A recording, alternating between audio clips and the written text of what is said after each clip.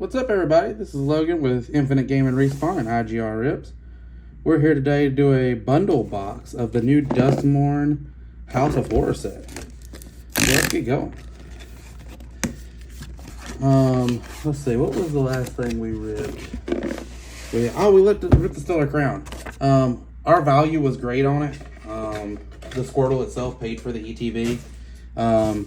But I'm not actually selling those. I'm sending them off to get graded. That Squirtle looked perfect, dude. So sending that off to get graded. First off, let's stop. Hold on. But value-wise, I think we like close to doubled. Not quite double. Like probably 70, 80 bucks. Or not 80. Probably about 70. In store we sell them for 40. So almost a double.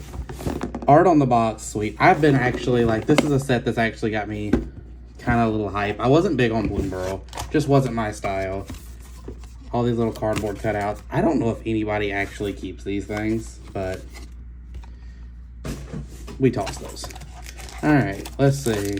Our lands pack. Let's take a look at the full art lands. I always like seeing these. Some people may not care about them that much. I like the full art land packs. And then the regular lands we just toss. Dude. Got plenty of those. We don't need those. We just want the full art lands. And then our foil pack, we got the Grievous Wound. Enchanted player can't gain life. Whenever enchanted player is dealt damage, they lose half their life rounded up. That's gross. And then our foil basics.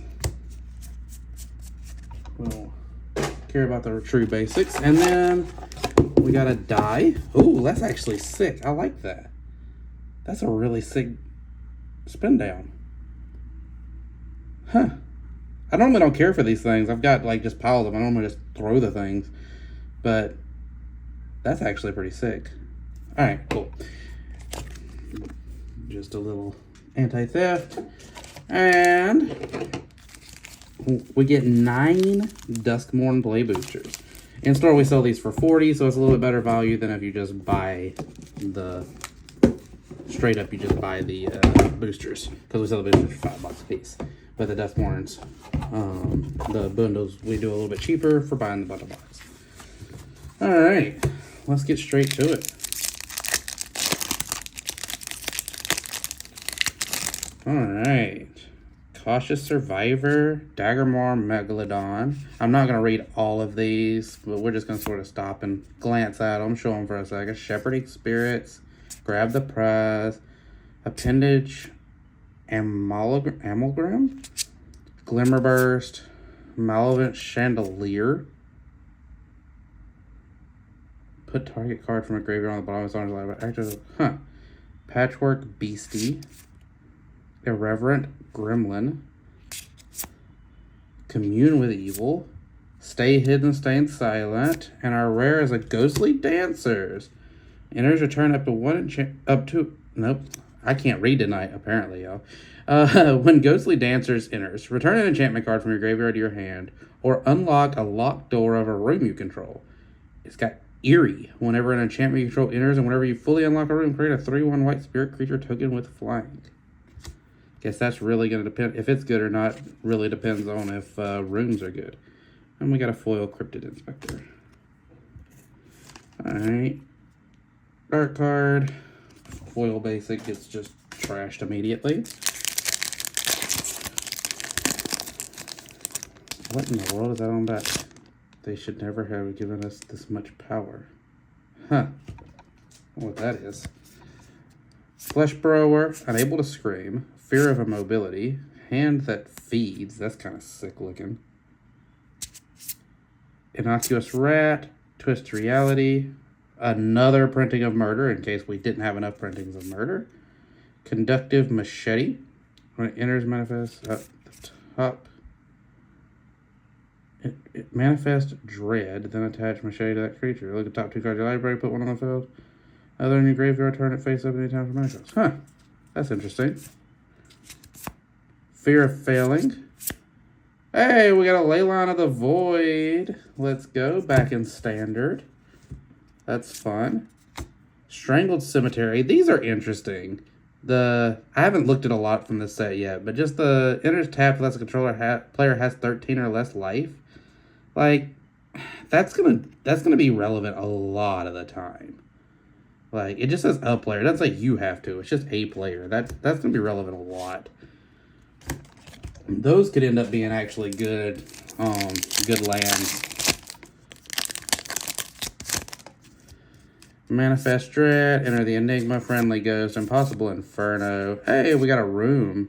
These things are interesting. So you pick one, you cast it, and then you may pay the cost of a locked door to unlock it as a sorcery. When you unlock this door, you draw 2 cards, 2 lose 2 life. Whenever a creature you control acts alone, it gets +1 and +0 and Death Touch. And look, good grief, there's all our rooms back to back. We're not reading all of those. There's another room. This is just the room pack, apparently. Withering Torment, our first showcase. Destroy target creature or enchantment. You lose 2 life. It's a sick art on there, though. Hey, and we got a rare room. Unholy Annex and Ritual Chamber.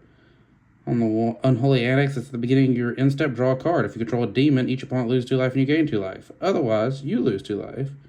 And the Ritual Chambers, when you unlock this door, create a 6/6 black demon creature token with flying. My God! So you pay 5, play this one, and then the next turn you play 3 and get the Unholy Annex, and then that feels really busted. That feels really good. And our foil is a Fear of Imposters, and we got a little Gremlin token.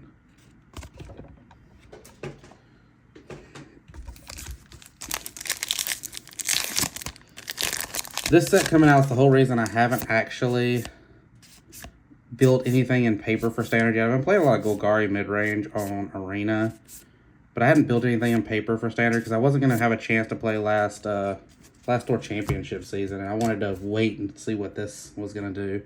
That is a sick art for the rare in this pack. It's a Fear of Missing Out. Look at that. That is sick looking. When Fear of Missing Out enters, discard a card, then draw a card. It's got Delirium. Whenever Fear of Missing Out attacks for the first time each turn, there are 4 more card types amongst cards in your graveyard. Untap target creature. After this phase, there is an additional combat phase. That's going to be interesting. Hey, and we got another rare, this time in the showcase treatment. Unidentified Hover Ship. Flying, when enters, exile up to 1 target creature with toughness 5 or less. When it leaves the battlefield, the exiled card owner manifests Dread. So it stays gone. It's good. It's a 2/2 for 3, crew 1, flying. Seems okay. We got another one of those lands that comes in untapped if somebody's got less than 13 life. And we got Keys to the House for our foil. Ooh. Pop out token for a locked door. These packs are just like falling open though. They made these packs super easy to open. Some more runes. I do like the art in this set. This styling, I love the horror styling. They went hard from like cutesy little animals to like scary creatures and demons. Undead Sprinter. Trample Haste. Rakdos colored zombie. You may cast Undead Sprinter from your graveyard if a non-zombie creature died this turn. If you do, it enters with a 1/1 counter on it. Pretty simple. 2/2 for 2. Keeps coming back. Full art land. We take those. And a foil murder. I'm so sick of seeing that card come out of packs. Like, Wizards, if you ever happen to somehow see my videos, which you probably won't. I'm not nowhere near a big enough streamer for that.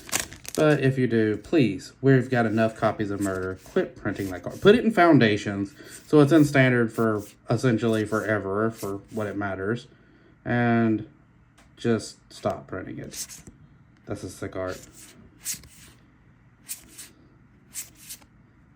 Alright, we got an Enduring Vitality.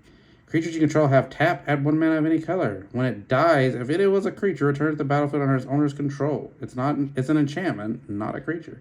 This is a really good card. 1 green for a vigilance creature that says you can tap, add 1 mana of any color.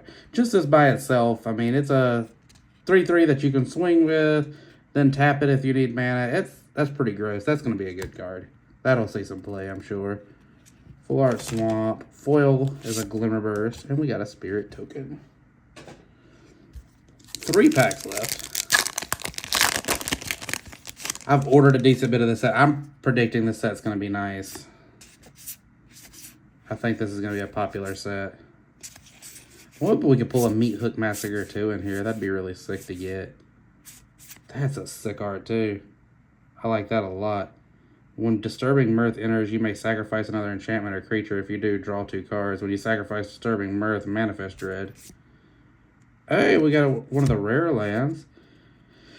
These are interesting too. Gloomlake Verge doesn't have the land type, so they're not fetchable. So that's definitely gonna create a floor for them. Like they're not gonna be like Modern Blade, I don't think. But comes in untapped, taps for blue, tap for black if you control an island or a swamp. So it's a dual land that comes in untapped. Once again, a decent bit of the time. Zamon, all questioning, legendary creature, human wizard, 1 green blue. At the beginning of your instep, if a land enters the battlefield under your control this turn, and you control a prime number of lands, wow, we're going back to like high school math here. Not high school, probably like middle school, whatever. It's been a long time since middle school. But like we're bringing in the prime numbers. Create Primo, the Indivisible, a legendary 0/0 green and blue fractal creature token, then put that many 1/1 creatures on it. 2, 3, 5, 7, 11, 13, 17, 19, 23, 29, and 31 are prime numbers. That's, holy crap, that seems like that's going to be fun to keep up with. Like, having to remind, oh, okay, we got a prime number of lands. Yeah, that's an interesting one. If you can get it to go off, like late game, if you're playing some sort of rampy deck or you're in Commander or something, you play this and then play your 11th land and create an 11/11. Like, that's can be broken, I can see, but... And we got the Disturbing Mirth in foil. At the same time, it's kind of like, dude, that's a lot to keep up with, Wizards. We're bringing in prime numbers.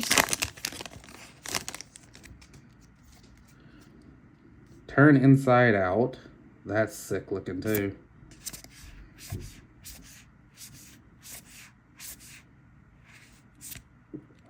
Fear of Being Hunted. Kona, Rescue Beastie. The legendary 4/3 for 4.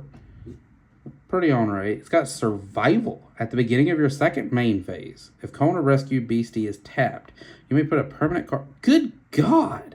They are powering up standard big time. If it's you may put a permanent card. That's just dumb. This is a 4 mana, and it's in green. You can very feasibly, even before we have Llanowar Elves in Standard later this year, you can very feasibly, in current Standard, have this out on turn 3. If you got real creative, can you get it out on 2? I don't think you can quite get it on 2 in Standard right now. You can definitely get it out on turn 3. Swing turn 4, just drop a Galta Stampede Tyrant or something. That's dumb. And we got a Doomsday Excruciator. I'm excited for this card. I haven't quite had the time to try to break it, but I think somebody's going to break this card. It feels like something you can break. It is black. It is 6 black mana. For a flying demon 6/6. When it enters, if it was cast, has to be cast, can't just be recurred. Each player exiles all but the bottom 6 cards of their library face down. So you don't even get to see what it is. So it don't let you like say, hey, I know what's left in my deck. And at the beginning of your upkeep, draw a card. That is interesting. Somebody's going to break that. I don't know how you break it. Somebody's going to break it, and I'm going to be happy to play it once it's broke. Hey, we got a foil rare, Enduring Innocence. It's an enchantment sheep. It's a 2/1 lifelink. Whenever one or more other creatures you control with power 2 or less enter, draw a card. This ability only triggers once each turn. Okay, seems fair. When it dies, if it was a creature, return to the battlefield under control. These enchantment creatures that keep coming back, the Endurings, they seem like they're going to be really good also. That seems like that'll go straight into the token deck that's been running around Standard. Alright, last pack magic. Can we get us a Meat Hook Massacre 2 to end this?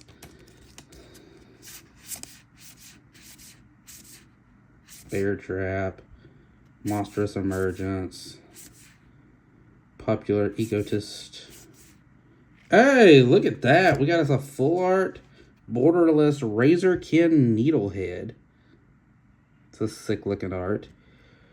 It has first strike during your turn. It's two red mana for a 2/2. First strike during your turn. Whenever an opponent draws a card, Razorkin Needlehead deals 1 damage to them. Huh. That's interesting. First strike during your turn does damage when they draw cards. Another one of those lands. Got a foil and Settling Twins. And a Ghostbusters Arc. Yeah, so we got us a little bit of bulk. I always like getting a little bit of this. Some people go heavy and open a lot. We're still a small store. I can't go opening like a bunch of collector boosters and everything. Not yet. I'd love to open like a case of collectors right beforehand, but we just can't do that yet. Because we have to make sure we have enough for our customers. I will be opening more of this. Should be making some more videos of it, hopefully. I know I said that for Bloomburrow and it didn't happen. Bloomburrow just never stopped selling. Like, Bloomburrow has just come in and went out ever since we got it. So that's just how it's been. And the trade-ins have been heavy enough. I really haven't opened much Magic for singles just because I haven't needed to. We've had really great trade-in rates. Like, people's kept us stocked up. I just haven't needed to rip packs for products. So that's why we haven't done many Magic videos opening booster boxes lately. Hopefully we'll get back to that. We're working through our back stock now. We've been moving a lot on TCGPlayer, so hopefully we'll be back to opening packs soon. Get to make some more content for you guys. We're definitely trying. But I always want to open a little bit of the new set, show off some of the new cards, and just get some of those pre-sales in. Because that's, if you own a store and you get a chance to do any pre-sales, even if you can't do like some of these bigger streamers are doing and open cases and cases of product, even open a little bit, getting the pre-sales in can be really good. Bundle boxes are great.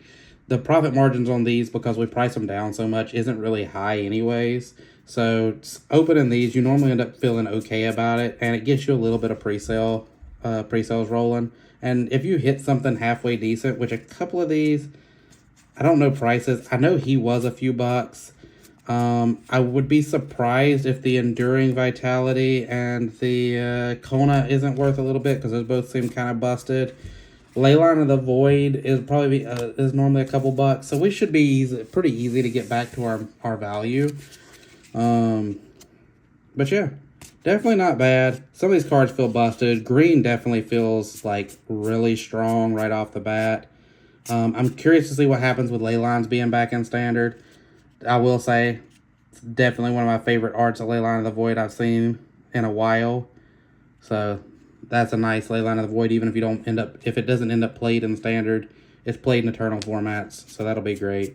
And then some of these just feel stupid busted. I'm a little interested to see what this does to the standard meta and what of these make their way back into Eternal formats also. As always, we are Infinite Gaming Respawn. You can find us online at www.infinitegamingrespawn.com. You can find us on Facebook at Infinite Gaming Respawn. Instagram, same thing, Infinite Gaming Respawn. Whatnot, IGR_NC. And you can find us on TCGPlayer Infinite Gaming NC, which also the link will be down in the show notes, the description. So definitely check that out. These cards, it is like almost 3 a.m. my time when I'm doing this video. So it'll probably be tomorrow before these go up. So if you watch this video anytime, I'd say after noon on Tuesday, they should be up for pre-sale on our TCGPlayer. So definitely check that out. Thank y'all for watching. If you like this video, please consider hitting like and subscribe. It really helps out the channel. And if we ever get to the point where we have enough subscribers and views to get monetized, then that could also help us open more product. So we definitely appreciate that. Thank y'all for watching. Have a good week. Bye.